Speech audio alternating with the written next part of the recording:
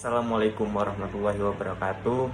Perkenalkan, nama saya Almaragi Mustafa dengan NIM 215231095. Saya dari Perbankan Syariah 2C.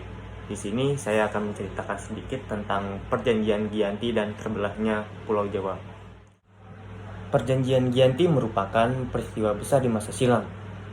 Perjanjian Giyanti adalah sebuah perjanjian antara VOC dan pihak Mataram yang diwakili oleh Sunan Pakubuwono III dan kelompok Pangeran Mangkubumi pada tanggal 13 Februari 1755. Peristiwa Giyanti diambil dari lokasi penandatanganan, yakni di Desa Jati, Karanganyar. Di masa silam, perjanjian Giyanti ini dibuat dengan rangka meredamkan api konflik yang terjadi selama bertahun-tahun pasca perpindahan Keraton Kartosuro ke Surakarta. Dari peristiwa ini ternyata belum meredam. Pada waktu itu Mangkubumi yang membantu Pakubuwono II dalam meredamkan api konflik mendapatkan hadiah berupa sebidang tanah dari Pakubuwono II. Namun sebidang tanah yang diberikan menimbulkan kecemburuan. Salah seorang pangeran lalu mengeluhkan ketidakadilan terkait peristiwa tersebut kepada Gubernur Jenderal Baron Van. Sang Gubernur Jenderal mengeluarkan keputusan yang membuat tanah tersebut tidak jadi dimiliki oleh Pangeran Mangkubumi. Pada tanggal 23 September 1754, nota kesepahaman antara VOC dan Mangkubumi terlaksana. Dan nota tersebut disampaikan kepada Pakubuwono III, sang pengganti Pakubuwono II. Nota tersebut menyatakan bahwa Pangeran Mangkubumi mendapatkan wilayahnya. Pada 4 November 1754, Pakubuwono III menyatakan persetujuannya terhadap hasil perundingan Gubernur Jawa Utara dengan Mangkubumi. Surat pernyataan itu disampaikan oleh Pakubuwono II pada Gubernur Jenderal VOC Jacob Morsel. Kesepakatan itu mendorong terjadinya sebuah perjanjian besar yang ditandatangani di Desa Giyanti. Penandatanganan perjanjian Giyanti ini menjadi awal terbelahnya Jawa menjadi dua bagian. Hal ini menjadi awal mula naik tahtanya Mangkubumi sebagai Sri Sultan Hamengkubuwono I sejak ditandatangani perjanjian tersebut pada 13 Februari 1755. Lalu 2 hari kemudian, pada tanggal 15 Februari 1755, ada pertemuan untuk meneruskan aspek atribut-atribut keraton, antara lain: pertama, keris. Keris yang menjadi pusaka diserahkan kepada Sultan Hamengkubuwono I. Dan yang kedua, yaitu bahasa. Yogyakarta meneruskan dialek yang disebut bahasa Bangongan. Kemudian ketiga, tari bila. Tari pada Yogyakarta lebih cenderung ke atas, sedangkan tari pada Surakarta lebih cenderung ke bawah atau halus. Lalu blangkon.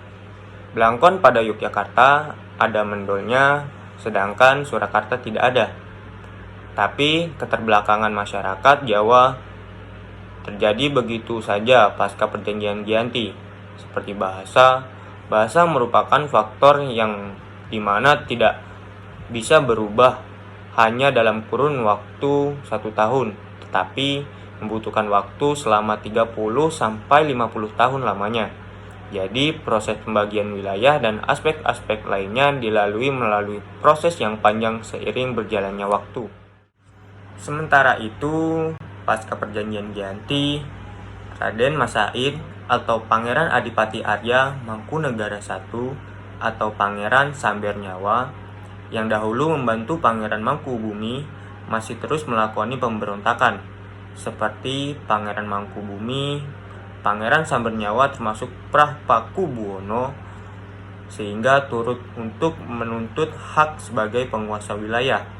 Dalam gerakannya pada Oktober 1755, Pangeran Sambernyawa berhasil mengalahkan satu kelompok pasukan VOC. Kemudian pada Februari 1756, ia juga hampir membakar keraton yang baru didirikan di Yogyakarta.